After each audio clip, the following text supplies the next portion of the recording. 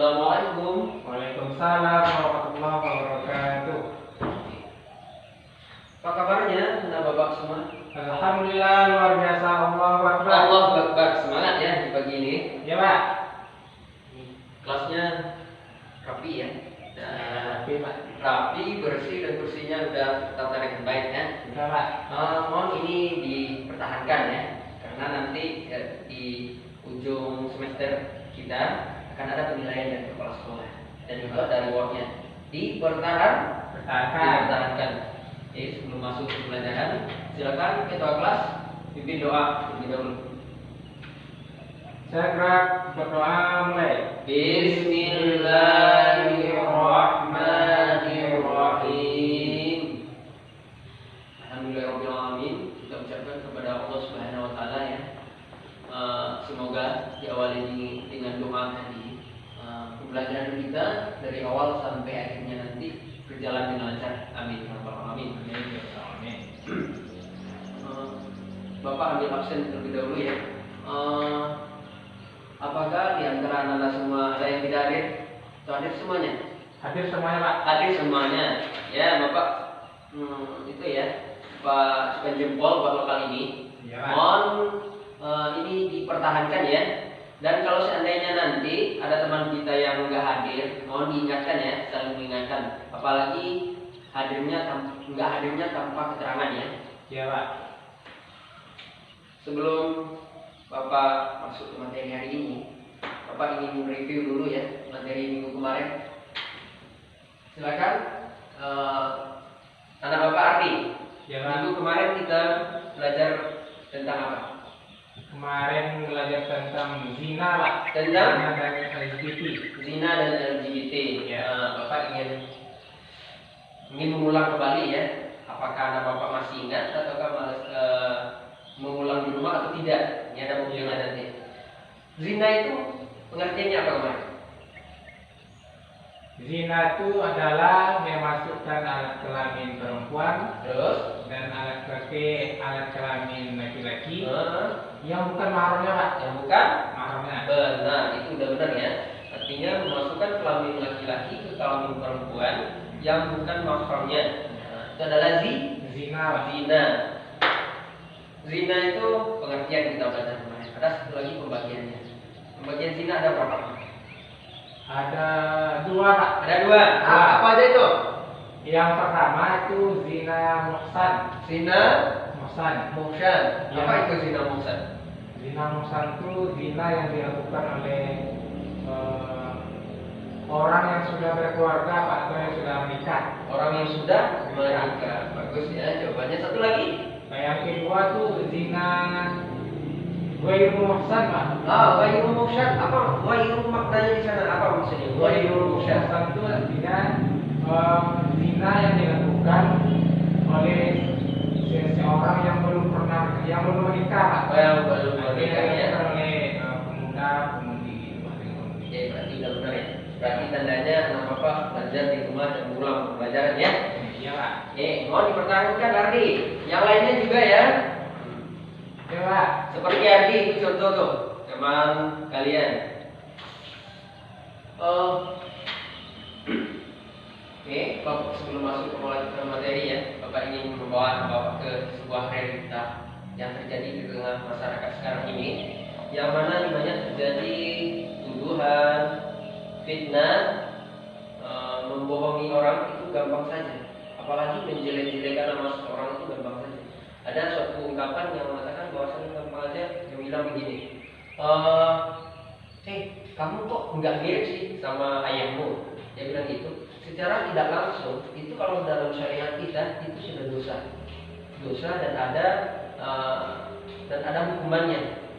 Maka dari itu, kalau yang terjadi sekarang hanya dihukum oleh masyarakat, kan yang orang yang berbuat zina ya di tengah masyarakat dihukum oleh masyarakat dengan hukuman masyarakat masing-masing daerah tersendiri, sepertinya didenda ataupun diarak-arak sepanjang kampung. Itu kan hukuman masyarakat. Dan yang sekarang kita akan belajar tentang hukuman yang ditetapkan oleh Allah yang berada dalam Al-Quran.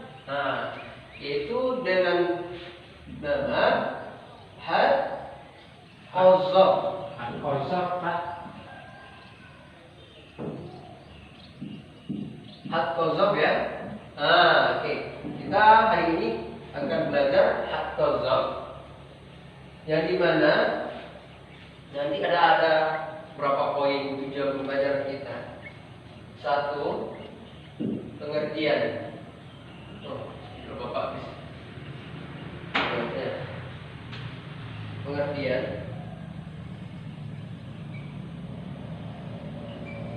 Pengertian. Yang kedua, dalil ya. Yang ketiga, hukumnya had qazaf ya.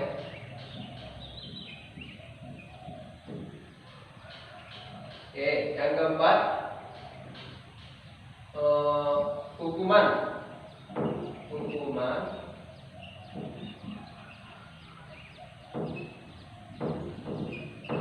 had qazaf. Yang kelima, ada syarat ya.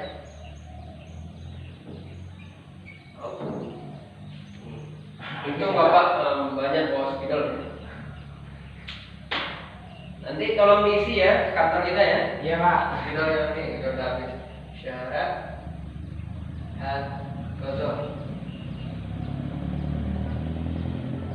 Yang terakhir nih, yang terakhir hikmahnya.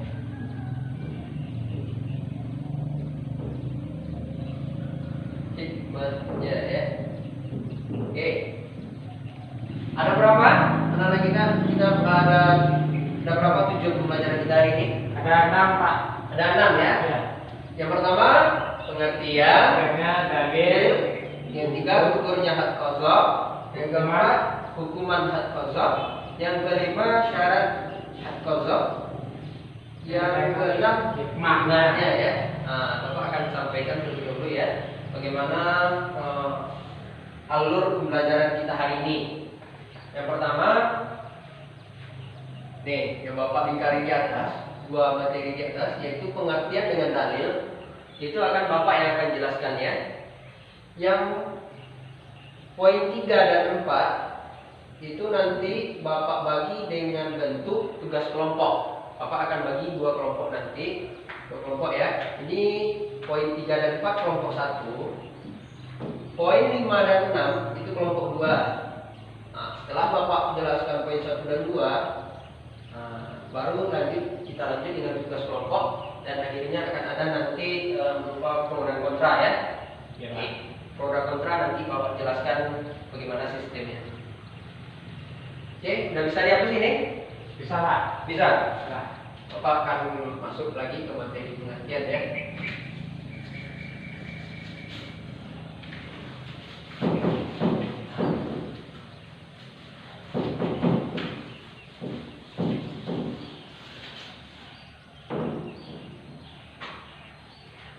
Satu, pengertian had qazaf. Pengertian apa nih? Had qazaf Pak. Had qazaf ya. Pertama, karena ada 2 bahasa ya. Satu had, yang kedua Qazaf. qazaf. Nah, oke. Kira-kira dari kedua bahasa ini ada anak Bapak yang udah tahu? Belum Pak. Belum. Nah, Bapak jelaskan sedikit ya. Had. Had itu kalau menurut bahasa artinya dari bahasa Arab ini ya. Had.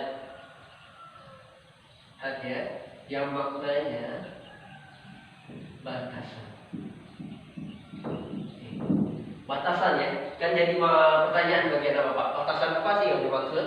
Nah, batasan yang dimaksud adalah batasan hukum syar'i yang diamanatkan dan ditetapkan oleh Allah. Nah, nanti pada makna istilahnya kita akan lebih paham nanti ya. Iya Pak. Oke, yang kedua qazaf. Qazaf itu adalah tuduhan. tuduhannya. Kalau kita memahami dari peribahasanya, tuduhan itu kan belum berupa fitnah ya, nggak terjadi, memang nggak kenyataannya. Apa ingin setelah ini bahasa, lanjut kita ke pengertian istilah lagi ya. Istilah. Dari pengertian bahasa tadi ada yang diragukan atau mau ditanyakan? Tidak. Tidak. Nah, kita lanjut ya. Pengertian istilah. Menurut pengertian istilah, at-tasawuf itu adalah sebuah tuduhan yang diberikan kepada orang yang beriman, baik dan tidak berbuat zina dengan maksud agar orang tersebut jelek di pandang orang lain dan buruk di mata umum. Ya, berarti secara istilah adalah tuduhan yang diberikan oleh seseorang kepada orang muslim dengan maksud agar orang tersebut dipandang jelek menurut orang lain ya. Dan ada pertanyaan mengenai pengertiannya? Tidak, Pak. Tidak. Bisa kita lanjut? Lanjut, Pak. Lanjut aja ya. Lanjut, karena papan tulis kita kecil, kita hapus dulu ya. Kita masuk ke poin yang kedua. Nah, Bapak kan udah ada bilang tadi dari awal, ada dasar kita belajar at-tasawuf itu karena sudah ditentukan juga dalam Al-Quran ya. Silakan anak Bapak, silakan buka Al-Qurannya. Surah An-Nur ayat 4. Oke, kita sama-sama buka Al-Qurannya. Surat An-Nur. Nah, biar kita tahu nanti di mana letaknya Allah Subhanahu wa taala itu membatasi orang agar tidak berbuat at-tasawuf terhadap orang lain. Surat An-Nur, surat ke berapa? 24, Pak. Oke, 24 ayat 4.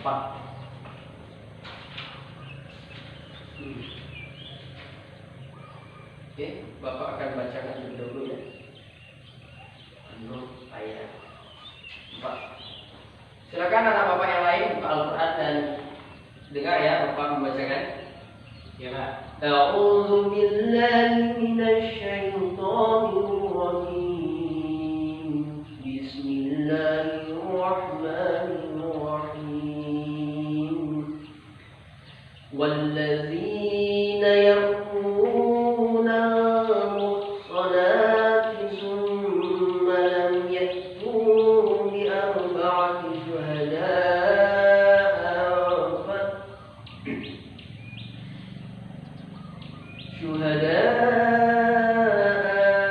فاجلدوهم 80 جلدة ولا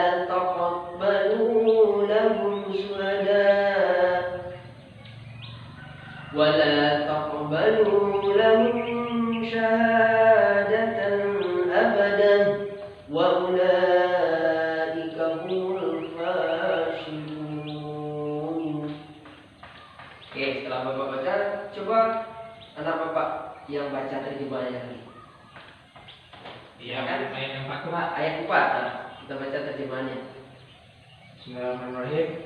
Dan orang-orang yang menuduh perempuan-perempuan yang baik, yang berzina, dan mereka tidak mendatangkan 4 orang saksi, maka deralah mereka 80 kali.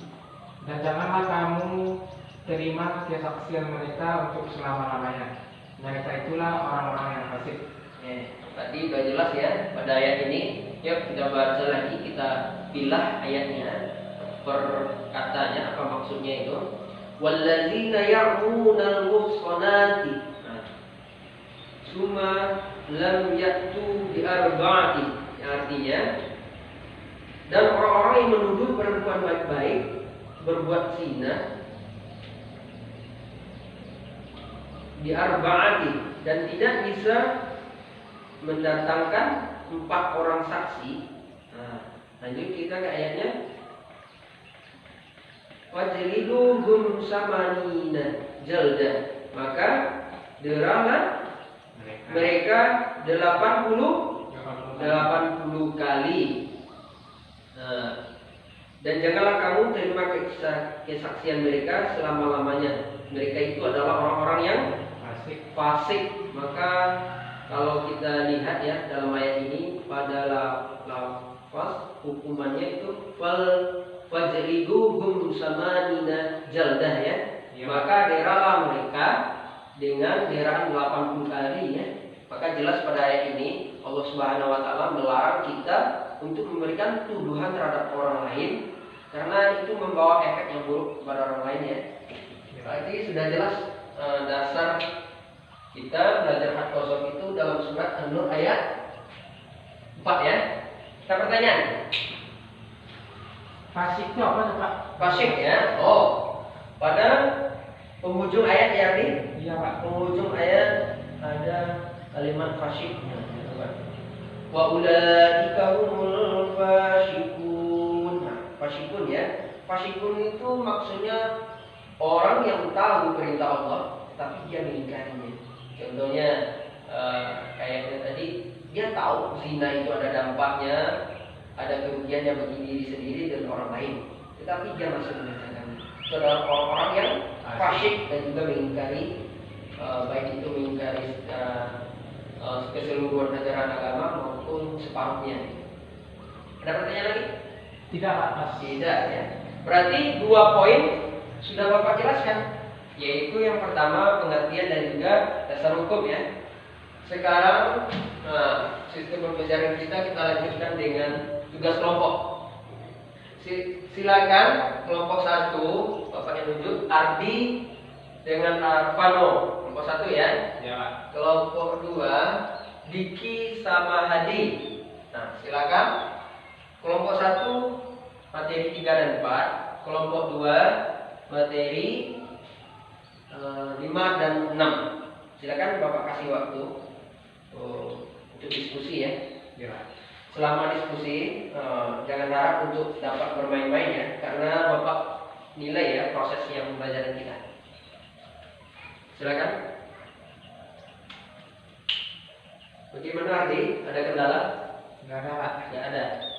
Yang di belakang bagaimana? Ada kendala? Oke, tidak.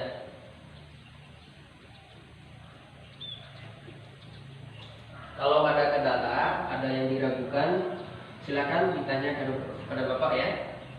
Atau diskusikan sama teman terlebih dahulu. Kalau tidak ada menemu titik tengahnya, silakan tanya ke Bapak.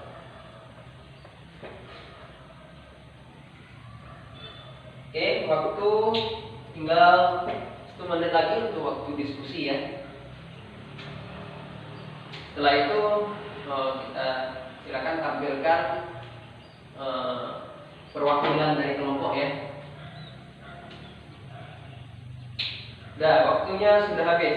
Silakan yang mau tampil pertama kelompok berapa? Kelompok pertama Pak. Kelompok 1. Ya, silakan kelompok 1 tampil pertama. Yang lain mohon didengarkan ya kalau kita menyampaikan hasil presentasinya. Baik, kami dari kelompok 1 akan mempresentasikan hasil diskusi kami, yaitu tentang syarat hak dan gugurnya hak kosong. Yang pertama adalah syarat yang pertama adalah itu dewasa. Dewasa. Yang kedua syarat hak kosong berakal. Yang ketiga Muslim, Islam. Dan yang keempat terjaga dari zina. Dan yang selanjutnya itu tentang gugurnya hak kosong. Yang pertama itu pelaku bisa memaafkan. Yang kedua tidak menghadirkan 4 orang saksi. Baiklah, itulah hasil diskusi dari kelompok presentasi dari kelompok 1. Sekian, terima kasih. Oke, silakan duduk. Kita berikan aplaus buat kelompok 1 ya yang telah memberikan hasil diskusi kelompoknya. Kita lanjut terlebih dahulu kepada kelompok 2. Silakan menyampaikan hasil diskusi. Hadi Pak. Hadi ya, silakan Hadi. Baik, kami dari kelompok kedua akan menjelaskan hasil diskusi kami, yaitu tentang hukuman had qadhaf dan hikmah had qadhaf. Mohon yang lain didengarkan. Yang pertama, hukuman dari had qadhaf itu adalah ia dicambuk 80 kali. Itu hukuman yang pertama. Hukuman yang kedua adalah ia disebut orang, termasuk orang-orang yang fasik. Yang kedua itu adalah hikmahnya.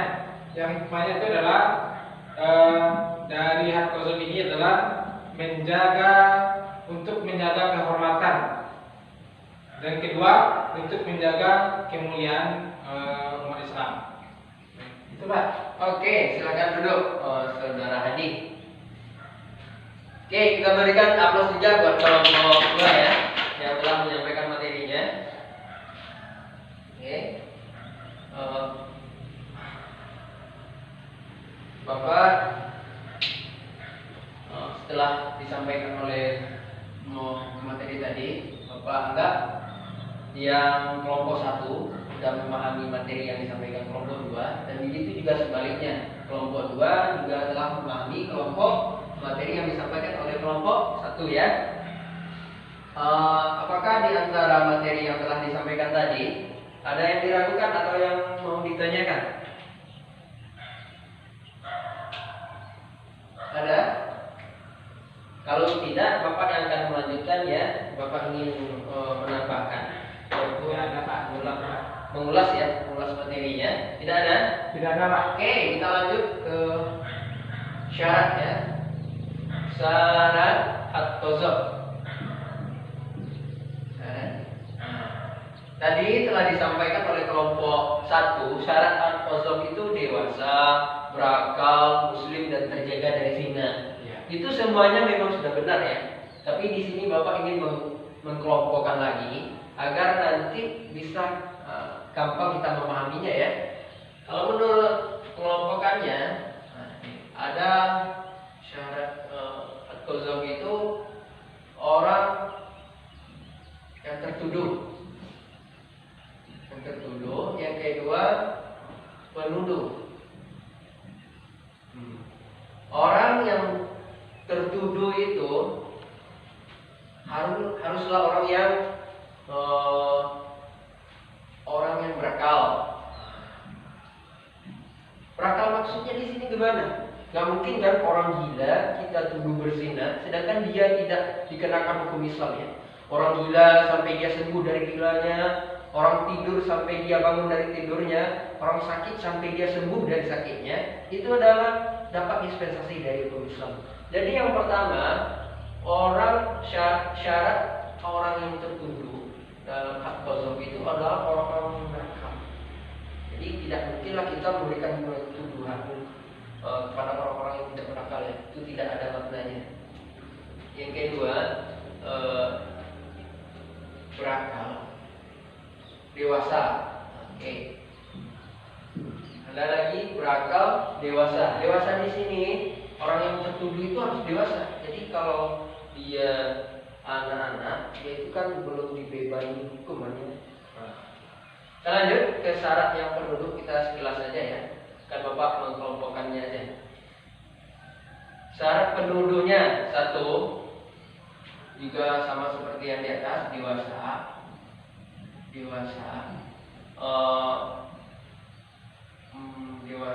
berakal, tidak gila.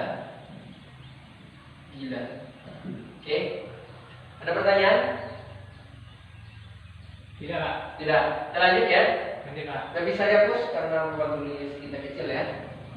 Bapak hapus sedikit buat mengulas materi yang keduanya. Yang kedua, gugurnya qadhaf.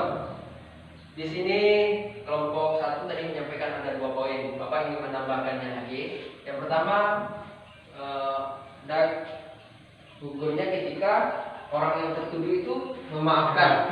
Yang kedua, gugurnya ketika sanksinya nggak sampai 4 orang. Yang ini ada yang ketiga lagi ya. Yang ketiga itu ditarik ya. Seandainya tuduhannya itu ditarik, jadi gugur hak qadhafnya, kenaikan. Mengerikan ya, satu lagi ya. Ada pertanyaan? Nah, ini ada 3 poin. Gugurnya hak qadha itu ketika dimaafkan, ketika tidak sampai saksinya 4 orang, ketika yang menuduh itu menarik perkataannya, menarik tuduhannya. Oke, saya lanjut aja ya. Materi hukuman bagi orang yang melakukan tuduhan atau hak qadha. Yang pertama, dicambuk 80 kali. Ya, dicambuk. Tuh, ada pertanyaan terkait itu? Tidak ya? Dicambuk 80 kali itu dicambuk dengan ada, kalau orang zaman dulu itu dicambuk dibikin kayak tak, kayak panjang ya, kayak tali itu dipukul. Yang dipukul itu bagian bukan kepala tapi punggung ya, punggungnya. Yang kedua, fasik. Nah, dia akan dihukum fasik. Itu fasik juga terdapat dalam surat An-Nur ayat 23. Itu juga ayat 4 juga dikatakan bahwasanya orang yang menuduh perbuatan zina terhadap orang lain sedangkan orang lain itu tidak mengerjakan, dia adalah orang-orang yang fasik. Yang ketiga, sebentar ya. Yang ketiga,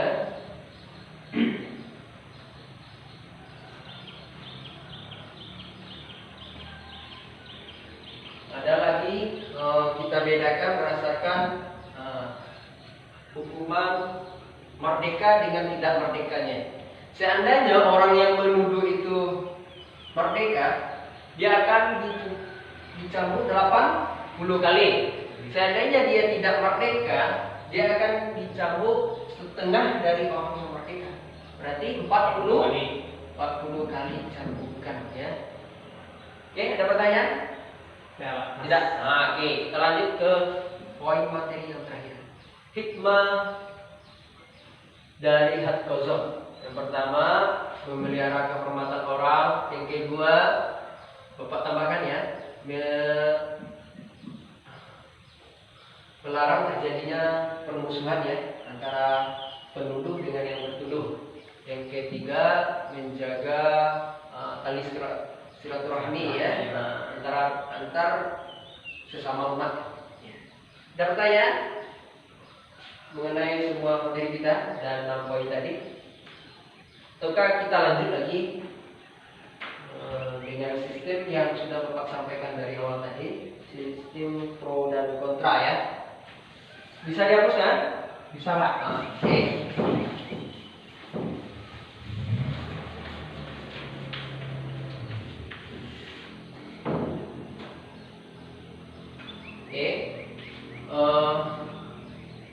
Silakan Bapak ingin duduknya dipisah lagi ya. Mohon Ardi geser kiri dikit ya. Kiri. Ya. Kelompok pro yang di depan, kontra yang di belakang. Enggak? Paham ya? Pro yang di depan, kontra yang di belakang. Nah, Bapak ingin memberikan yang akan kita diskusikan masalah pro dan kontra. Silakan kelompok nanti mendiskusikannya. Kelompok pro adalah kelompok yang mendukung hak qadha ini diterapkan di Indonesia. Sedangkan kelompok kontra, kelompok yang tidak mendukung hak qadha ini diterapkan di Indonesia. Ya, silakan. Diskusikan Pak. Ya, diskusikan boleh sebentar ya.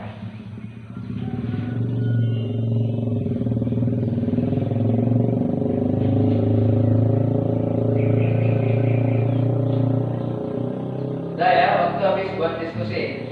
Silakan kelompok yang pertama, kelompok kontra, berikan argumennya. Baik, bismillahirrahmanirrahim. Kami dari kelompok pertama, yaitu kelompok kontra. Saya mewakili dari kawan-kawan untuk diskusi kelompok pertama ini. Karena kami sebagai kelompok kontra ini memang apabila bagaimana hukum hak qadha ini ditetapkan di Indonesia gitu Pak. Ya. Jadi kami kelompok pertama memang setuju Pak. Setuju ya? Setuju Pak. Diterapkan hukuman terhadap hak qadha ini di Indonesia khususnya. Karena kelompok apa tadi? Kontra atau pro? Pro Pak. Pro. Kelompok satu pro ya Pak. Pro ya? Nah, mau lagi. Nah, perhatikan. pertama yang pro, memang sangat setuju sekali diterapkan hukum terhadap hak konsum ini, Pak. Karena memang yang terhadap dalam Al-Quran memang hukum bagi orang hak konsum itu adalah dicambuk 80 kali gitu kan. Jadi kami sangat setuju sekali diterapkan. Kenapa? Karena apabila diterapkan hukuman yang seperti itu, maka orang-orang yang melakukan tuduhan terhadap orang lain yang zina itu, maka dia akan jerah dalam hal-hal yang itu, Pak. Gitu. Oke, aplaus ya dan kepada kelompok yang pro ya mendukung. Lalu bagaimana tanggapan dari kelompok yang kontra? Silakan.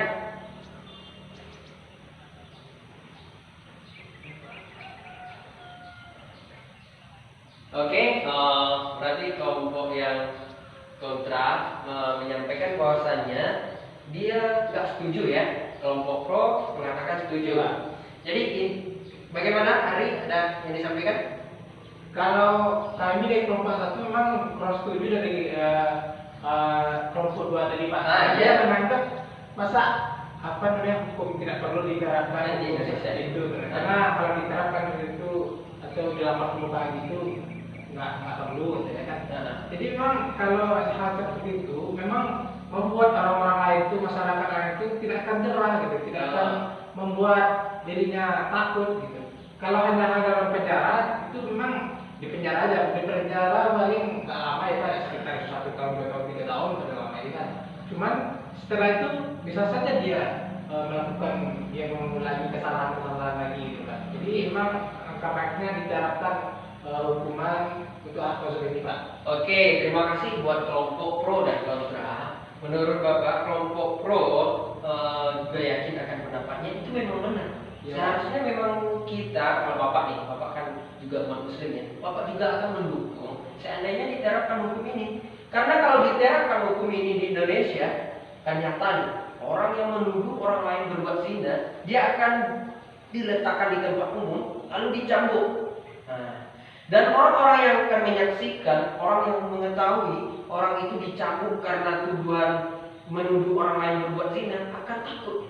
Dia akan berpikir 2 kali, seandainya nanti saya melakukan tuduhan juga ke orang lain, saya akan disambut seperti itu, saya dipermalukan di depan umum. Jadi orang akan jerah ya. Juga begitu dengan kelompok yang kontra tadi ya. Kontra, ya alasannya juga logis tadi ya. Karena di Indonesia katanya kita hidup bukan hanya agama Islam saja. Jadi kita itu bandingkan berbeda, tapi tetap satu. Sebenarnya Bapak dua-duanya, Bapak ajukan jempol buat jawabannya, karena Bapak sudah bisa memberikan argumennya, pendapatnya mengenai suatu masalah. Itu sangat apresiasi dari Bapak ya. Oke, ada pertanyaan lagi terkait semua materinya? Tidak atas. Tidak ya, sudah ya. Sudah. Sesuai dengan langkah terakhir pembelajaran kita akan review ya, dan juga evaluasi. Sekarang kita evaluasi dulu ya. Evaluasi, silakan. Kampus dulu. Ini masih ada dikit dulu ya. Soal yang pertama, siapa yang dapat silakan angkat tangan. Coba anak Bapak jelaskan hukuman bagi orang yang melakukan hak qazaf terhadap orang lain.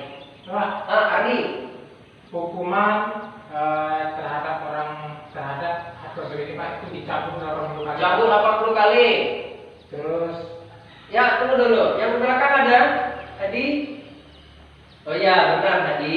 Memang hukumannya yang kedua itu adalah dihukum fasik ya, itu sesuai dengan surat An-Nur ayat 4 tadi. Ya, nama Pak berarti sudah tepat menjawab ya, sudah mengetahui ini pengertian qazaf, ini adalah hukumnya, ini syaratnya, ini syarat gugurnya, dan ada hikmahnya. Oke. Bapak akan simpulkan ya pembelajaran kita hari ini. Karena ada anak bapak yang bisa menyimpulkan terlebih dahulu. Oke ya, bapak aja yang menyimpulkan. Nampaknya udah lelah ya di ujung pembelajaran. Bapak akan simpulkan pelajaran hak kozok. Kita belajar hari ini tentang hak kozok ya. Hak kozok itu kalau kita pandang merupakan tuduhan yang akan membawa dampak terhadap orang lain, dan orang lain itu akan dipandang buruk di muka umum. Dan karena perlakuannya tersebut, itu tadi ada hukumannya dalam surat An-Nur dicambuk 80 kali. Dan ada syarat-syaratnya tadi juga. Syarat-syaratnya itu diantaranya orang yang menuduh itu harus orang yang berakal, Islam, ya. Dan juga orang yang dituduhnya itu orang-orang yang muhsin ya. Orang-orang yang muhsin tidak bebas dari dosa, dia tidak melakukan zina, dewasa juga ya. Islam juga terutama. Baik, mungkin itu pembelajaran kita hari ini. Buat minggu depan, silakan anak bapak cari materi dan bahan mengenai mewaris ya. Dan untuk tugas minggu depan kita free tugas ya. Kita nggak ada tugas buat minggu depan, cuma saran bapak pelajaran yang hari ini mohon jangan sampai di sini saja dan mohon diulang di rumah ya. Ya Pak. Oke. Silakan ketua kelas kita tutup pembelajaran kita dengan menyiapkan kelas dan alhamdulillah ya. Segera bersyukur mulai. Alhamdulillahirabbil alamin. Oke, Bapak perbanyak maaf ya, lebih dan kurang Bapak ucapkan. Assalamualaikum warahmatullahi wabarakatuh. Waalaikumsalam warahmatullahi wabarakatuh.